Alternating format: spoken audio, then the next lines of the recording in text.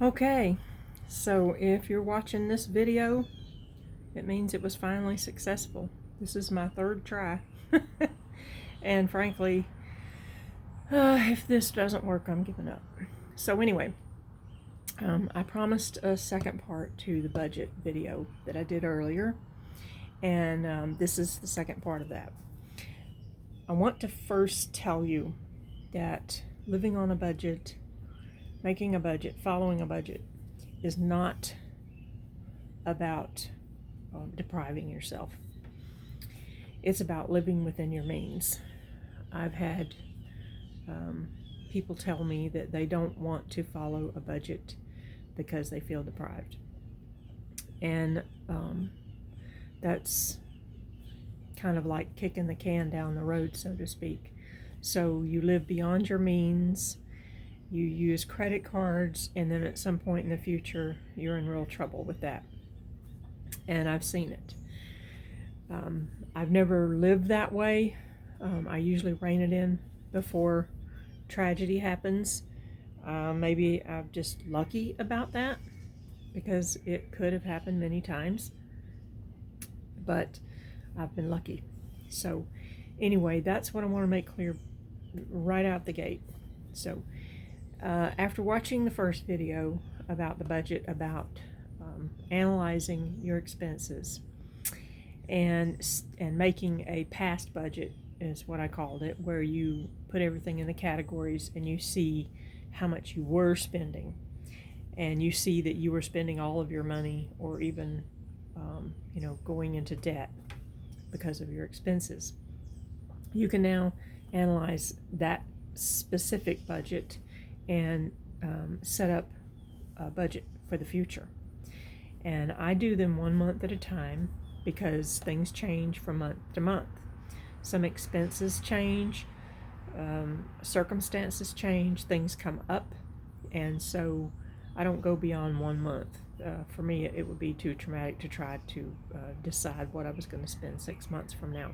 So the best way to do that is to go through each one of those categories and look and see if, number one, it is a fixed cost, like your cable or your internet or your cell phone, that kind of thing, or if it's something you can eliminate altogether by canceling, or you can reduce, as in, like with your cell phone, you might be able to change your plan and get a less expensive plan, or you can cancel cable and just get internet and get streaming services.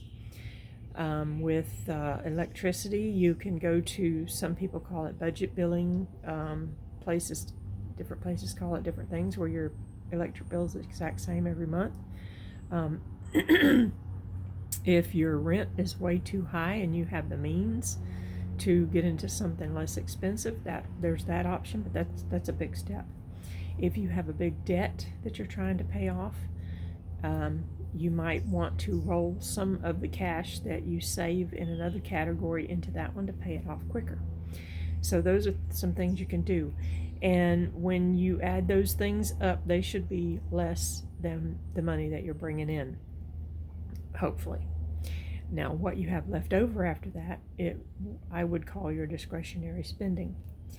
And whether it's $50 or $500, you can put that in the category of savings. Or if you want to take a trip, future vacation, put it into your savings account or whatever. But that is the basic idea behind making a budget every month. Now, I've been doing this for several years, and I've been really diligent with it for the last 3 years, I believe. 21, 22, 23, 24, yeah. Last 3 years I've been really diligent with it. And I've been able to pay off almost all of my debts. And I've also been able to pay off my house. And every month I look at all of this again and decide, okay, what am I going to do this month? Because now I have money left over. My eventual future plans for all of this And what kicked me into this was knowing that I couldn't work forever, and that one major health event could knock me out of work completely. And I need a way to be able to live on what I get. I'll be 62 next year, and I will be eligible to get Social Security. My plan is to keep working, at least part-time, and but if I can't work part-time, I will be able to live within my means, because I can budget for that. So basically, this is my ideas about budgeting.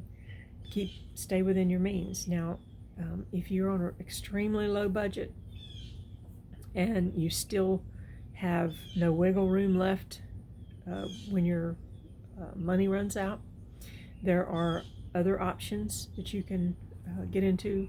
You can contact your local agencies about getting help with your electric bill, help with your rent.